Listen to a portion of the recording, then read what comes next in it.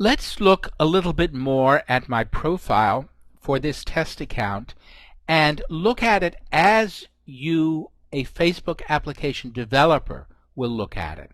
So it's good to have these test accounts with meaningless transactions here because you won't be distracted by saying, oh, look what my friend has done now, or look where he or she is. No, this is just generic data that I've typed in for testing, so it shouldn't be interesting to you, and you can look at the really more interesting aspects of how Facebook is using it. First of all, the stories on your news feed here show up based on two sets of settings. I can set the settings for what I want to see on my newsfeed, the kinds of stories I want to see, what I want to see more of. I can tell Facebook what I like. And then when other stories of that nature come in, Facebook will put them into my newsfeed. Now there's a companion set of settings in my personal account up here in privacy and in application settings. We'll go into all of these in depth later on. But the settings in my account control what goes out from my account to other people. So for something to wind up here in this list of stories for me, it's going to have to get past my settings for what I receive from other people, and it's going to have to get past my settings for what I send out. So both people, the sender and receiver, have to have settings that allow stories to be shared. Now, that's really not too hard because most people do allow information to be shared, particularly with friends. It may not be able to share them with other people, but friends, because there is this two-way relationship, one person has to say, do you want to be a friend? The other person says, yes, I know you, or I'd like to be friends. So there is some sense there that there's a commonality. In addition, when you use a Facebook application, the first time someone uses it, they are presented with a screen that says, what information do you want to allow to be shared?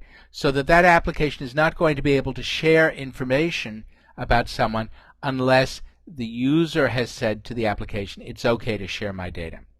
There is a very, very limited amount of data that you can use if you don't have that setting on. So those are three things that come into play before stories get into this list. And there's a further item that comes into play, which is that Facebook software itself keeps this list manageable. You're not going to have 1,000 stories in your list. So Facebook, everything that possibly could get in may not get in because Facebook is ranking things by what you want to see more of and just space constraints. Now, I'm going to scroll down here to show you something that was generated here. Most of these items are generated either by an explicit action, I can type something in here and share it, or by actions, clicks that you have made in Facebook applications.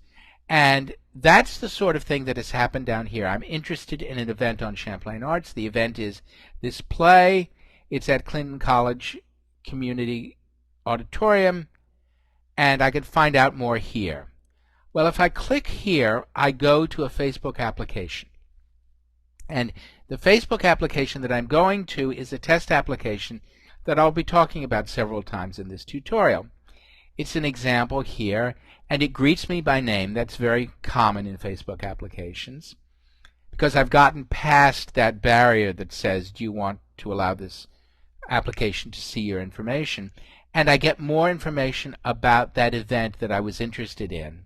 Now, when that news story shows up in someone else's feed, they will see the same thing, that I was interested in this. For more information, click here, and they will get to this page.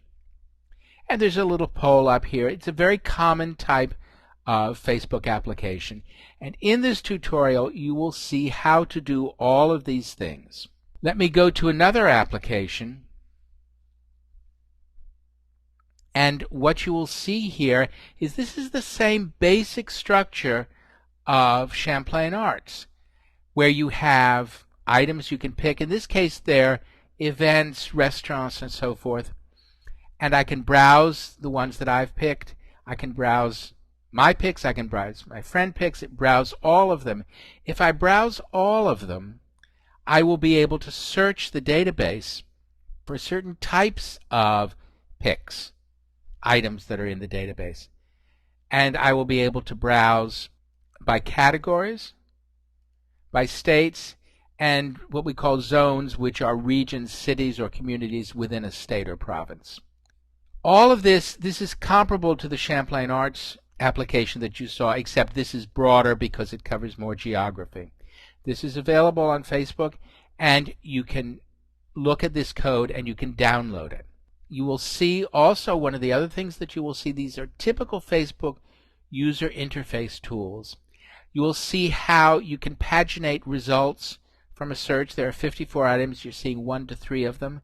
I can go to the next page, and I will see items 4 to 6 out of 54 items. All of this code we'll talk about. Now let me come back to my profile here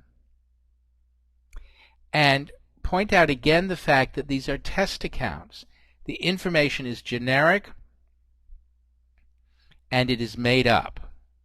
And if I come back here to my profile, I will give you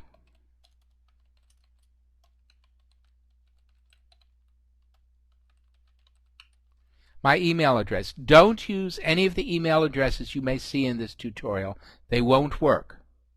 This is my email address, and my website is northcountryconsulting.com. I respond to messages as best I can, and there's more information, and there are downloads at northcountryconsulting.com.